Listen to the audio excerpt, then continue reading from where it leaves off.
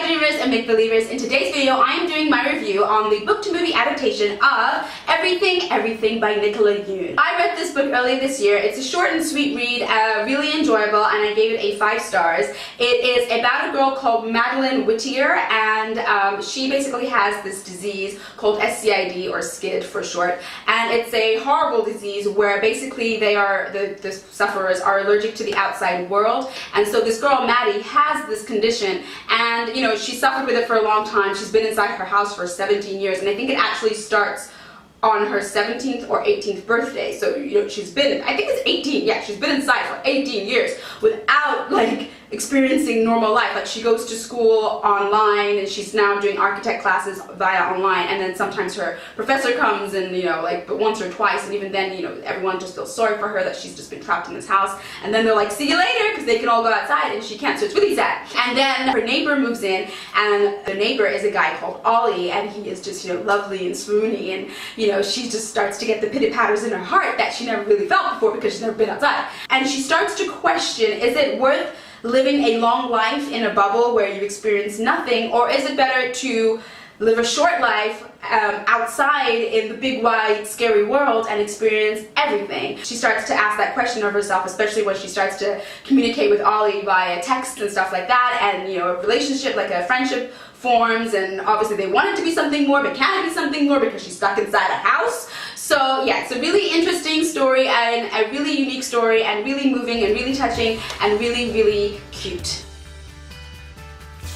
So there were a number of things that I liked about this book. Mostly its uniqueness. So that is the book itself. So first of all, I love the cover. I love the splash of color on the bottom with all the leaves and the flowers and stuff, and I just love the bold text of everything. And I also like how in the big splash of color, everything is white, and then above, everything is blue like it's the sky. So I just really like the exterior of the book and also the interior of the book. So the interior of the book is full of so many cute little things that just make it so much more charming and exciting to read. A lot of the conversations between Ollie and Maddie, I think I already said, are via text and like emails and stuff like that, so we read it that way. So some of the quirky little things that I loved about this book that are in the interior of this book are, for instance, on page 17 there's Madeline's diary. I don't know if that's showing properly, but Madeline's diary, and it's all like handwritten, and it just looks very cute, and it just adds to the pleasing aesthetics of reading. And then here Maddie's drawn like a little thing of an astronaut floating in space, and she has this thing where she says she feels like an astronaut because she's just kind of like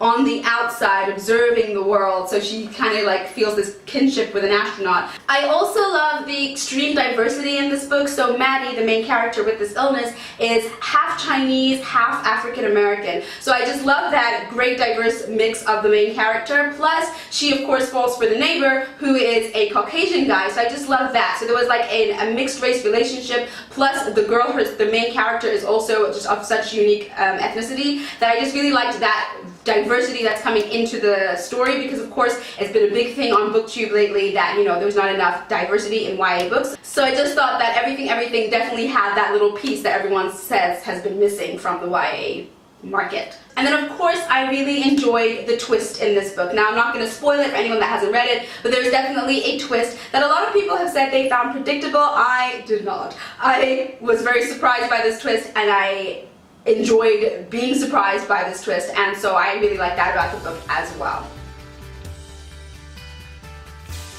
And then just last week I watched the movie of Everything, Everything at last. I really wanted to watch it when it came out in the cinema like months ago, and I missed it. I don't know how I missed it, but I missed it. So finally I got to watch it the other day, and I really, really enjoyed it. So now, the stuff that I loved about the book, like the interior of it, the charming little drawings and sketches and charts and IM chats and everything, of course were missing. So I was kind of curious of how they were going to do that, and if it was going to convey the charm and the uniqueness that it did in the book. Now, in the movie, they definitely did something that some might call charming, and it was definitely unique, but I didn't necessarily love it. Then again, it was the best way they could have done it, to be fair. So what they did in the movie when it comes to like the chats and stuff is that they had them, rather than sitting on their phone texting, which probably would have been very boring to watch, they had them sitting across from each other in one of the designs of Maddie's architectural work that she does in her class. So it was very cute and definitely the best way that they could have done it, but sadly I think reading the IMs between them in a book was more enjoyable than watching them talk the IMs to each other. So as you can probably see, I definitely preferred the book to the movie, and there were some things in the movie that I felt the book did it better. However, the soundtrack to go with the scene, it just conveys the emotion and the message so quickly, and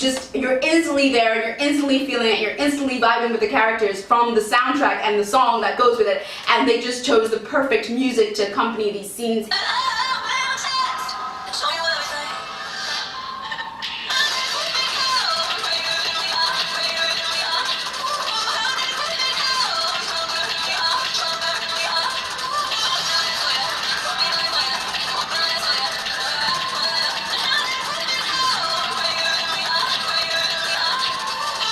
So I gave the book a 5 stars and I gave the movie a 4 stars. So a close and very good adaptation of the book. And what the movie and book did have in common was the essence of the story, and that, my friends, is cuteness. If I had to describe this book and this movie in one word to sum it up, it would be cute.